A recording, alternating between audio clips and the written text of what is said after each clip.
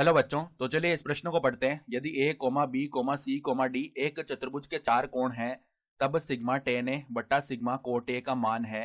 तो यहाँ पर देखो, हमें चारों विकल्पों में से सही विकल्प का चयन करना है। तो प्रश्न में आगे बढ़ने से पहले इस प्रश्न से संबंधित जो मुख्य उदाहरण है उसकी हम चर्चा कर लेते हैं। तो देखो, मुख्य उदाहरण क्या हो जाएगी।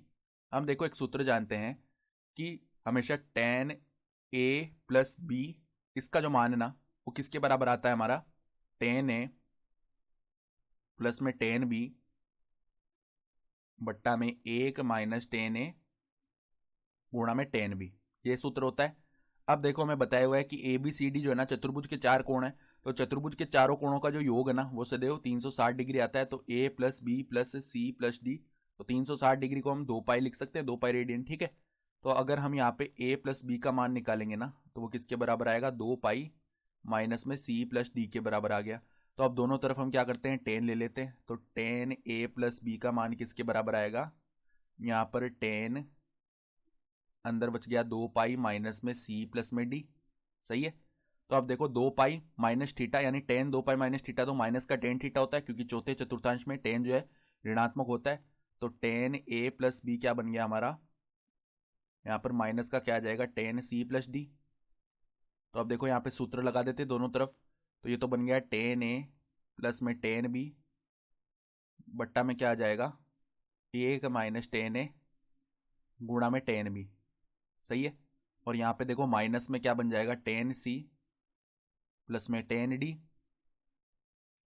बट्टा में देखो एक माइनस टेन सी गुणा में टेन डी। सही है। ये पद आ गया। तो अब वज्र गुणन कर लेते हैं।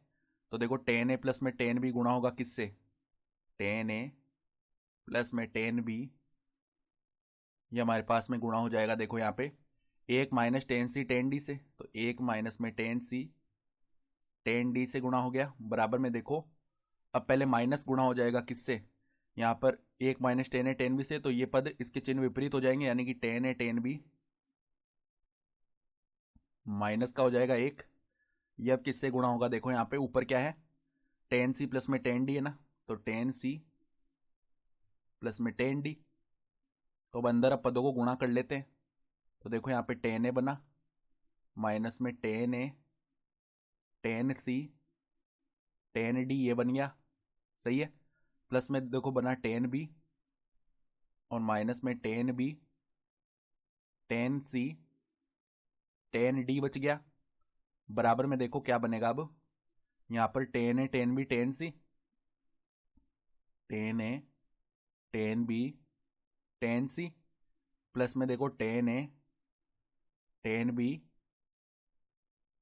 टेन डी, और माइनस एक अब गुणा होगा ten C plus ten D से, तो माइनस का टेन सी और माइनस का क्या आ जाएगा, टेन डी आ जाएगा।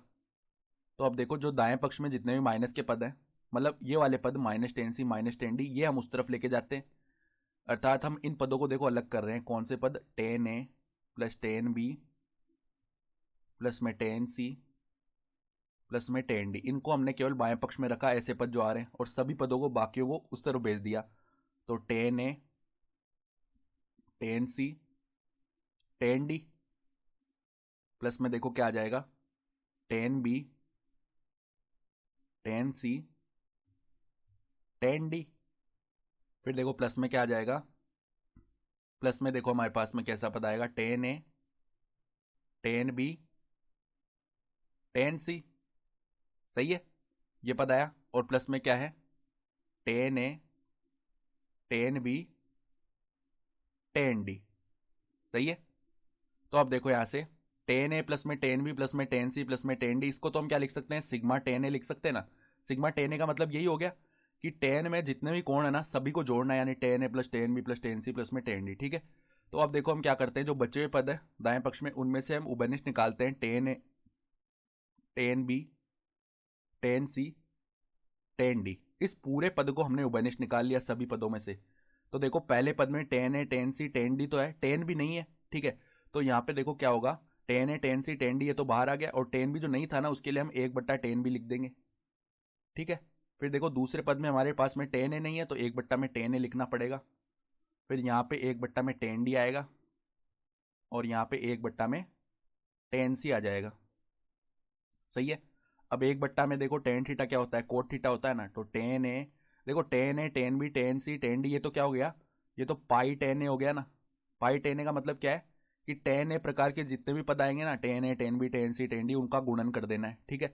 और यहाँ पे देखो अंदर क्या बन गया, कोट बीटा, नहीं कोट बीटा नहीं, कोट बी है ये, प्लस में कोट ए,